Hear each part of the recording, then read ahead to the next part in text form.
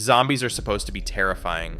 They're the relentless, undying horrors that just keep coming no matter what you do.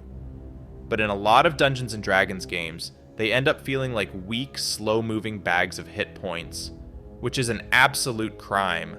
Zombies should feel like an unstoppable force, a nightmare that just won't die. So today, we're going to fix that. By the end of this video, your zombies won't just be an afterthought. They'll be the stuff of legends.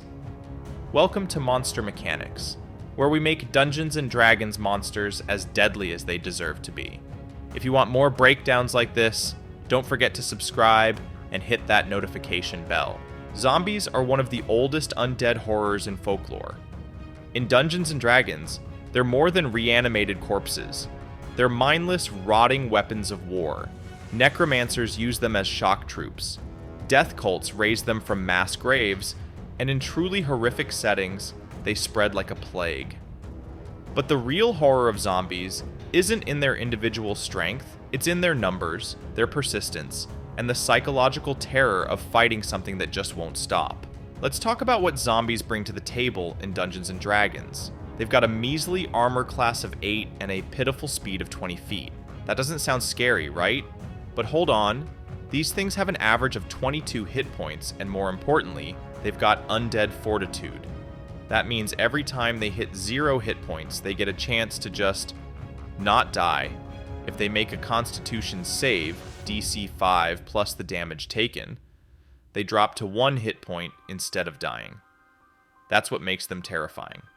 Every time a player thinks they've finished one off, it might get back up. Their attack isn't fancy.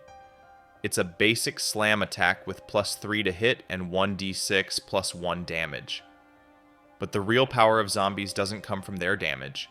It comes from how many of them there are. The biggest mistake dungeon masters make with zombies is treating them like any other enemy. But these guys don't fight like soldiers. They fight like a horde. First, undead fortitude means they have to be overwhelmed, not just killed one by one. Players might drop them, but they'll keep getting up unless someone deals radiant damage or lands a critical hit. That means you should describe it. The zombie staggers, its chest caved in, but then its head jerks up and it keeps moving toward you. Now that builds dread. Second, they should attack relentlessly. No hesitation, no self-preservation, just pure, mindless aggression. Have them grab at players, push through bottlenecks, and throw themselves into danger. Now, how do we actually run zombies in a way that makes them scary? First of all, use the environment. Zombies don't need to breathe. They can crawl out of flooded crypts, climb out of shallow graves, or shamble through poisonous fog like it's nothing. Use that to your advantage. Second, keep the horde moving. If you throw 1 or 2 zombies at the party, they'll be a joke. But 10? 20? Now it's a problem. Spread them out, have them coming from different directions, and make it clear that the players cannot kill them all. They have to escape or find another way to survive. Next, trap the players. Zombies don't make intelligent battle plans, but they do naturally clog up spaces. Have them pour in from all sides, cutting off exits. If a player gets surrounded, they're in serious trouble. Lastly, wear the party down. Zombies don't win by out-damaging the players. They win through attrition. Even if they're getting cut down, their sheer numbers will burn through the party's resources, spells, hit points, and stamina. The biggest mistake you can make as a dungeon master? Not using enough zombies. A lone zombie is a joke. A horde is a nightmare. Second mistake? Forgetting undead fortitude. Always roll it and describe it when they get back up. It makes a huge difference in how they're perceived. Third, making them too slow to be a threat. Sure, they only move 20 feet, but if they're always coming from different angles or getting back up, the players will feel the pressure. Need some terrifying zombie encounters? Here are 3 you could use at your table. Try the sunken graveyard. The party is walking through a mist-covered cemetery.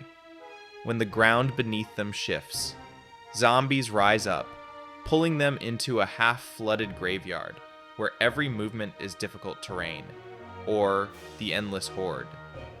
The party barricades themselves inside an old church, only to hear scraping against the walls. The zombies don't rush in. they just wait. The players are trapped, watching the undead gather outside, knowing that they can't stay forever. And if you're feeling particularly tricky, the plague ship. A derelict vessel drifts toward the harbor. When the party investigates, they find it full of zombies, but these ones aren't attacking. Not yet. They're waiting for the full moon, when something worse will wake up below deck. Here's a quick recap of ways to make your zombies something they'll never forget. Zombies aren't scary alone, they're terrifying in numbers. Use undead fortitude to its full effect. Make them an endless, attrition-based threat. Trap the players, force them into bad positions, and wear them down. Describe the horror. Let the players feel the dread. Zombies should feel terrifying, not like weak filler enemies. If you run them right, your players will start dreading every dark alley and unmarked grave. If you like this video, hit that like button, subscribe for more monster breakdowns, and let me know in the comments, what's the scariest zombie fight you've ever run? See you next time, and happy rolling.